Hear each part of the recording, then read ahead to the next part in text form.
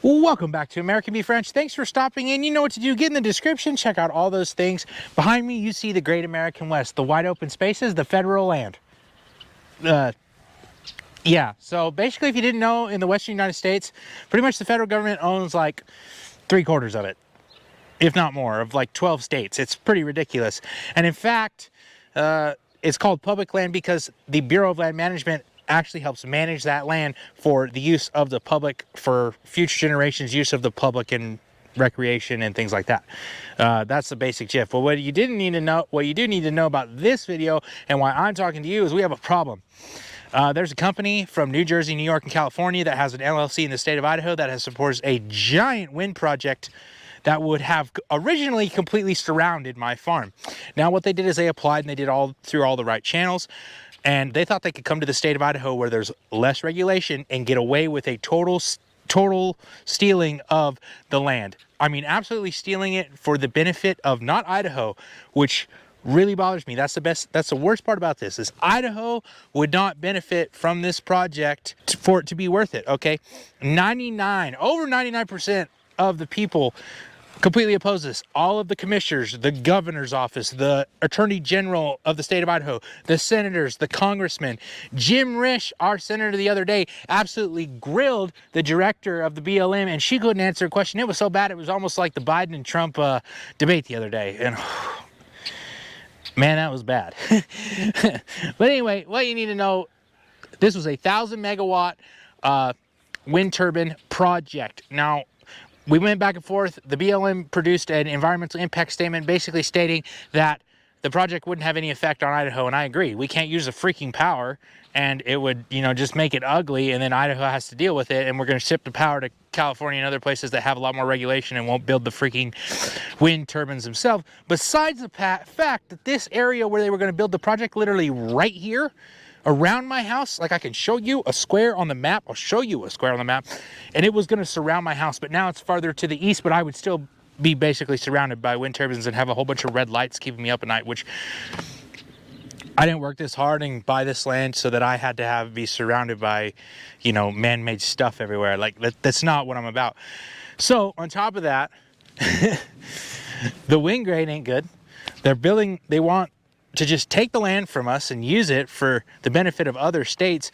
The company that is building the project is not from here. The money definitely is not from here, and nobody in Idaho wants it. So why the heck did the BLM decide to approve it? Well, basically because they look at environmental factors, and they don't look at environmental factors very well. And if the government really has their hands in anything, they're not very good at it. So the BLM's not very good at it, and basically they say it wouldn't affect Idaho. Okay, that's the first step, but that's not the final decision. What they did do is they did shrink the project size down. Originally 400 turbines were to 242, which they say is close to half.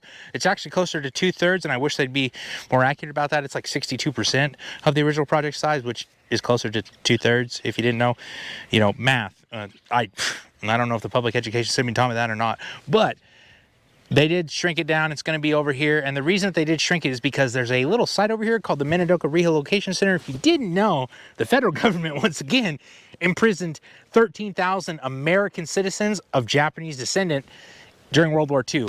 And so that's great. But originally that relocation center was the size of 34,000 acres. My actual farm was originally part of that. And because after World War II, what they did is with the rest of the acres, is they divvied them up to GIs coming back from World War II, not the Japanese people, which would have made sense, but they divvied them up to GIs coming back from World War II and gave them out as farms, and they gave them water, and they had to have a house, a shop, and a barn, and a whole bunch of other things. Back to the wind project.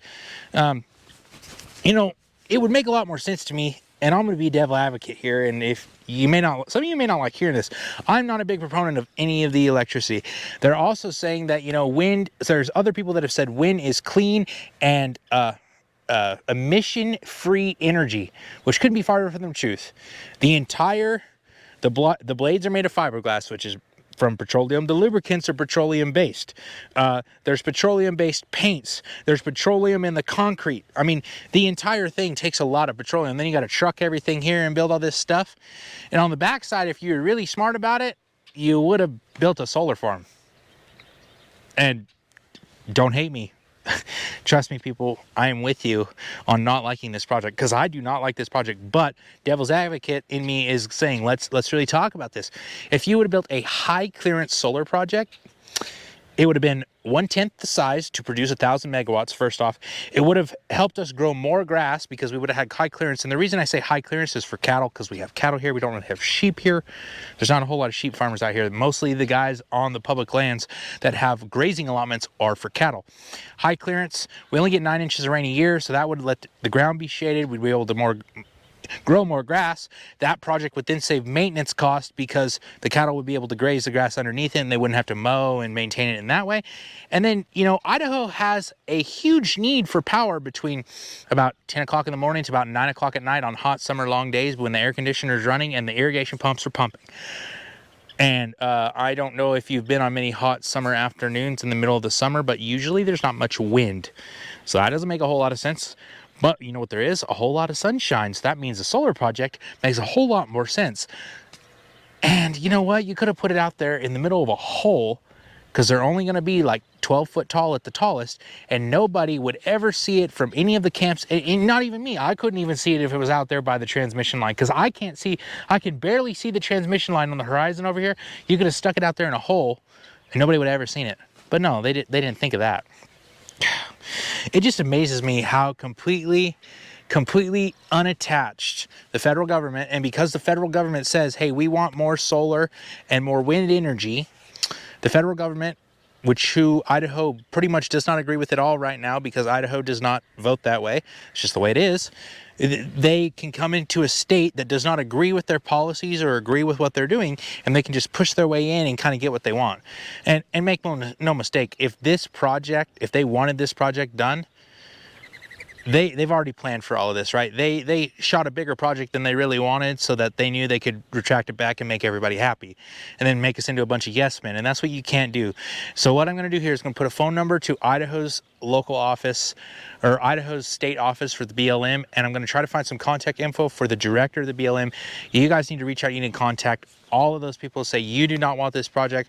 The Lave Ridge Wind Project in the state of Idaho is a bad idea, because it does not help Idaho in any way, shape, or form.